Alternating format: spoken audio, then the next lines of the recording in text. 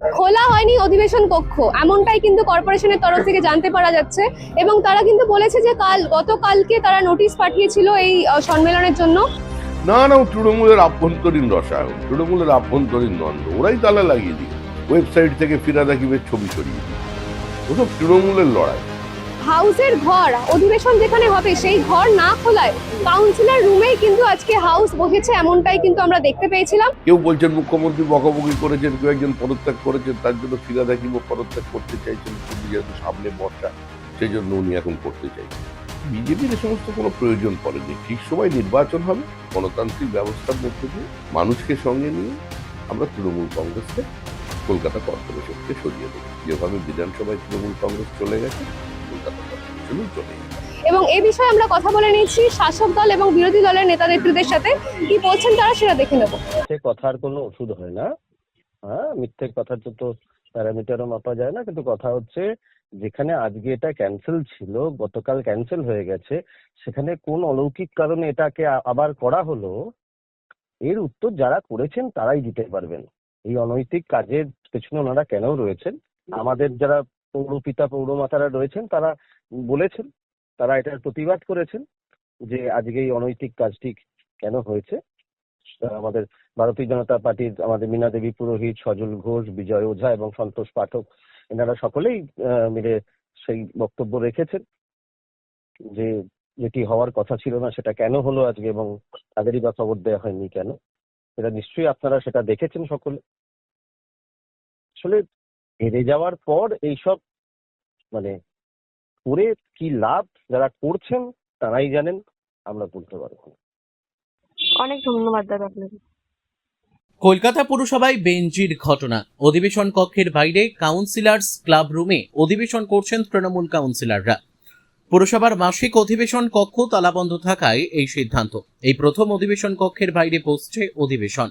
এই সিদ্ধান্ত নিয়েছেন চেয়ারপারসন মালা রায়। উপস্থিত রয়েছেন মেয়র ফিরাদ হাকিম সহ মেয়র পরিষদ এবং তৃণমূল কাউন্সিলররা। কলকাতা পুরসভায় মেয়র ফিরাদ হাকিম বনাম পুর কমিশনার স্মিতা পান্ডের দ্বন্দ্ব তুঙ্গে। চেয়ারপারসন বলা সত্ত্বেও অধিবেশন কক্ষ খোলা হয়নি, অভিযোগ তৃণমূল কংগ্রেসের। যে অধিবেশন, সেই অধিবেশন কক্ষে তালা মেরে রাখা হয়েছে এবং আইন অনুযায়ী 1980 কলকাতা মিউনিসিপ্যাল কর্পোরেশন অ্যাক্ট অনুযায়ী পুরসভার অধিবেশন কবে ডাকা হবে বা স্থগিত করা হবে বা কবে সেই অধিবেশনের দিন হবে, সেটা ঠিক করার এখতিয়ার এক এবং একমাত্র পুরো চেয়ারম্যানের হাতে, অন্য কারুর হাতে নয়। আইন অনুযায়ী ঠিক যেভাবে বিধানসভার অধ্যক্ষ ঠিক করেন বিধানসভার অধিবেশন কবে হবে, লোকসভার স্পিকার ঠিক করেন লোকসভার অধিবেশনের সময়সূচি কি হবে, একইভাবে কলকাতা পুরসভার আইন অনুযায়ী, যে আইন বিধানসভায় স্বীকৃত আইন, সেই আইন অনুযায়ী এই ক্ষমতা একমাত্র মেয়রের ওপরেও নেই, এটা একমাত্র আছে চেয়ারপারসনের উপর, অর্থাৎ মালা রায়ের। সেই অনুযায়ী নোটিশ সার্ভ হয়েছিল। নোটিশ সার্ভ হয়ে প্রত্যেক কাউন্সিলরের বাড়িতে সেই নোটিশ যায়।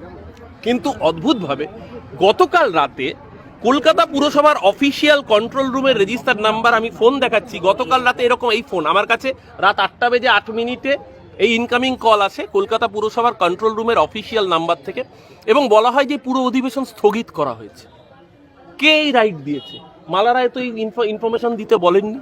তাহলে এই নোটিফিকেশন, এই নির্দেশনামা, এবং আজকে সকালবেলা বহু কাউন্সিলরের বাড়িতে, আমার বাড়িতেও চিঠি এসছে যে অধিবেশন স্থগিত করা, এই পাওয়ার পুরো কমিশনার বা অন্য কোনো আধিকারিককে আইন দেয়নি। যেটা ওনারা করেছেন সেটা অগণতান্ত্রিক এবং বেআইনি কাজ। It is an early sign of fascism.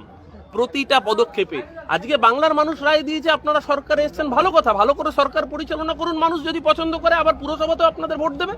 কিন্তু ডিসেম্বর মাসে যে পুরসভার মেয়াদ এখনো শেষ হয়নি, সেটাকে আজকে থেকেই বন্ধ করে দেওয়াটা, এর ফলে যেটা হচ্ছে, আপনারা জানেন কলকাতা পুরসভার মাসিক অধিবেশন যদি না হয়, পুরসভার যে সিভিক সার্ভিস, মানুষ সেটাই সমস্যায় পড়বেন, দৈনন্দিন সমস্যায় মানুষ পড়বেন। কলকাতার নাগরিকরা বোধহয় এটা ডিজার্ভ করেন না যে পুরসভার অধিবেশন বন্ধ করে মানুষের জীবনে হয়রানি বা ভোগান্তি। এই আইনি পদক্ষেপ নিশ্চিতভাবে তো নেবে দল, তো সেটা নেবেই, কিন্তু যেই ধরনের যারা তৃণমূল আমলে গণতন্ত্র বিপন্ন বলতো, তারা কিভাবে গণতন্ত্রের প্র্যাকটিস করছেন, এইটা বোধহয় কলকাতার মানুষও খুব একটা ভালো চোখে নেবেন না, এবং আগামী নির্বাচন